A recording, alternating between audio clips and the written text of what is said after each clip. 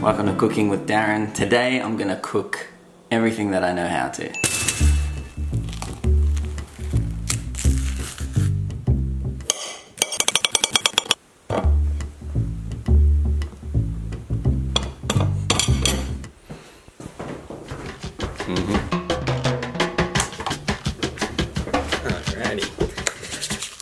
So what I'm going to do is I'm going to go on Omegle for as long as I can until I see it.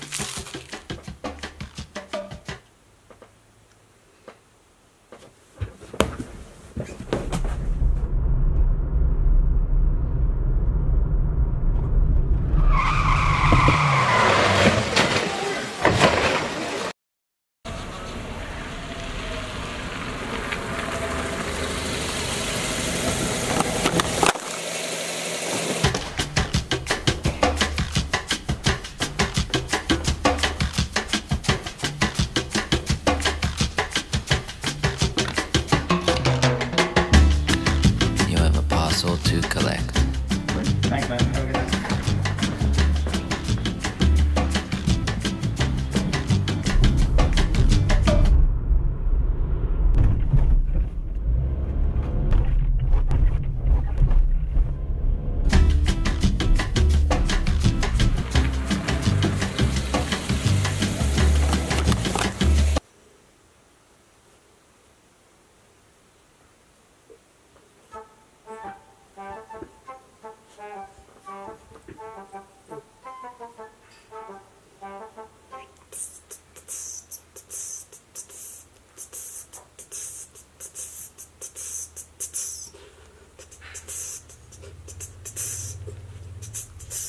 All right.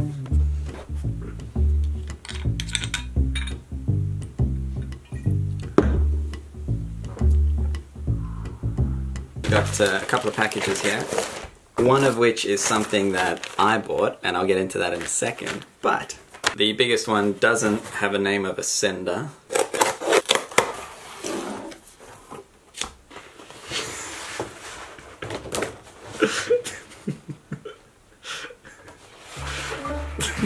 In true dictator form, a gentleman by the name of Lucky, who I spoke with on Omegle a couple weeks ago. You got a bit of a setup there. I do. I've got the microphone. I've got the poster. Of yourself. Of myself. It's not beautiful, but I did promise that I would put it up for about a week, no longer.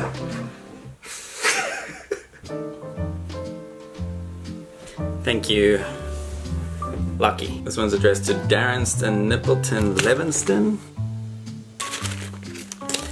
And it's a shocking pen, which, please don't take offense to this, I will not use because my brother had one of these when I was smaller, and I don't know if it's PTSD or I appreciate it, I'm not using it. This one is from the Magic Wonderland of Perth, Australia, which we all know is a lie. These are what appear to be bowls of pho Vietnamese noodle soup. To Darren. Hi Darren, I'm Rogan. I'm from Perth, Australia. Poor bastard. I've been a fan of yours for a while now, well to be exact since early 2018. I really love what you do and thank you for entertaining me on my Friday mornings while I eat breakfast. So yeah, just wanted to say keep doing what you're doing. I love your videos. From Rogan. Thank you, Rogan. This last package is actually something that I've bought. Two gentlemen by the name of Luke and Lewis. You've seen them in my car before. Do you censor swear words in this, by the way? I've just started in the last couple of weeks. I'll swear less. No, please don't. Alright, cunt! That would be good clickbait. Well, yeah. I shit myself. And then to me, like, hang on, we'll do a thumbnail. Luke and Lewis run their own podcast, and they wanted to buy some merch to sell to their fans. And that is what we have ordered. We ordered 500 pairs. These are the shittest socks I've ever seen. These are the socks, and although they're not necessarily the best looking socks, I'm told that they're very comfortable. I can confirm they are very comfortable. We're currently in our second lockdown here in Melbourne, so we had one, and this happened. Thieves have stolen hundreds of rolls of toilet paper. One of the men was armed with a knife. If anyone who matches their description tries to sell you toilet rolls, they should be reported straight away. Then everything sort of went back to normal. New Zealand pretty much got rid of it. Australia pretty much got rid of it, but here where I am in Melbourne, which is in Victoria, something happened. Well, actually, I know what happened. It was a security guard who couldn't keep his dick in his pants. So I wanted to be making Q&As every 6-ish months on the channel, and the last one I made was about 10 months ago. Initially, I was intending to make the drunken meetup, digital meetup with Steph and Phoebe a Q&A, but that just kind of snowballed on itself. And then, you know what? I care. So now I'm like, well, Banter Wednesdays continues every Wednesday. Funny Uber rides will come back when it comes back, but let's answer some of your questions. Mary Amy 98 asks, last photo on your camera roll. It's probably just a meme that I've sent somebody. I send quite a few memes. It's just a photo of a table that my dad wants me to give back to him. But the photo before that is, how many of your trips start or end up at Revs? For those of you who don't know, Revs is a club in Melbourne that's open like all weekend. And I mean all weekend as in you literally can get there Friday and leave Sunday evening or Monday morning, I don't even know. This club, I'm just Googling it here, has had quite a few deaths, which is kind of morbid, but it is, or it was at one stage, according to Uber, the most Ubered to destination in Australia. That's like a couple of years old. I don't know if it's still a thing. Are you really Jewish?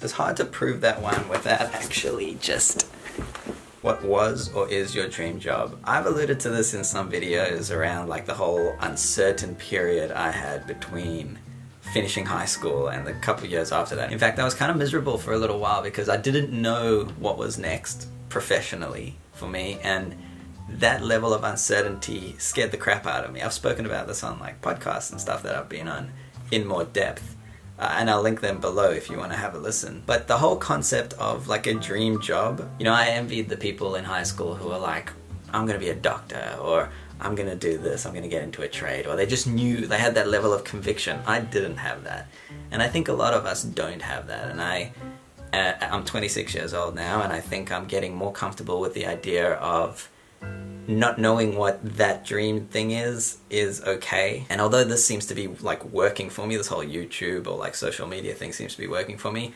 I wouldn't say that it's my dream job or my dream profession or career, because I think that's putting too much pressure on the relationship, and I don't want to screw this up. But what I'm getting at is I think it's more important to appreciate the process of figuring out what you like and want and need before you can kind of retire on this idea that you're like living your dream, because people change, situations change. I think this idea of having a dream job or dream whatever is counterproductive to this appreciation that everything's about iterations. And you know, the whole point of doing this, the whole point of me making this video is for it to try to be a little bit better than the previous Q&A video that I did. It's about growth. It's not about, so stereotypical, it's not about the destination, it's about where we're at now and where we're going to be tomorrow. Cliches exist for a reason. There's a bit of truth to that. So hope that answers your question. Would you ever shave your beard? I did. It was horrible.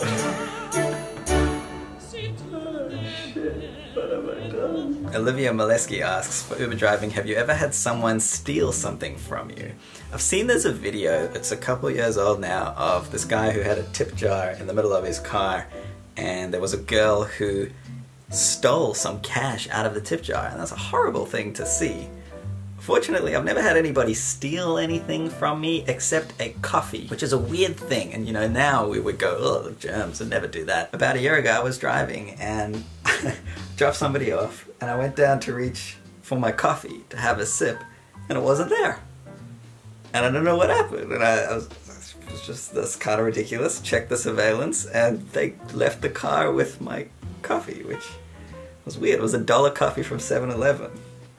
Times are tough. Why is your merch code nipples? This is a fair question for a bunch of reasons. One, it's kind of dumb. It's kind of borderline lame. In fact, it is lame to have a promo code nipple. But, you know, whether it's nipples or tit for 10 or whatever I'll have in the future, the reason that I have these silly promo codes or silly interests when I go on Omegle is very much related to, and this is like unnecessarily deep, but it's more for me. In my previous job, which was in corporate sales, I felt like I didn't fit in because one, I was one of the youngest people in the company, but also there was just this underlying attitude from everybody that, you know, you had to have a level of professionalism about yourself. But then even my manager at times would make, you know, cheeky jokes and stuff, and I loved it, and people loved it. But it was almost like when there was like a meeting or something, you couldn't really push that line that much when we all make these jokes with our friends, or we all make, maybe not nipple or dick jokes or whatever, but we all make immature jokes or rude jokes or wrong jokes with our friends. And I think shying away from the fact that that is just the reality of being human and being social creatures. The whole point of quitting my job and giving it a go on my own was that I wanted it to be on my terms. So that's probably also why you don't see me collaborating with brands. I'm not against it. It's probably something that I will do in the future if it's right for me. But I wanted to give this whole YouTube or social media thing a go on my own terms. And if it's my own terms, then I want my own humor to come out through my videos. And unfortunately, you're watching someone with a pretty immature mind. Honest opinion on Kiwis. Well, I don't know if you're aware, but there is a group called the Kiwi Crew who I absolutely love. I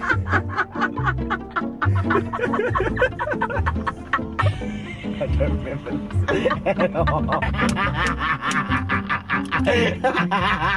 How short was the shortest relationship you had?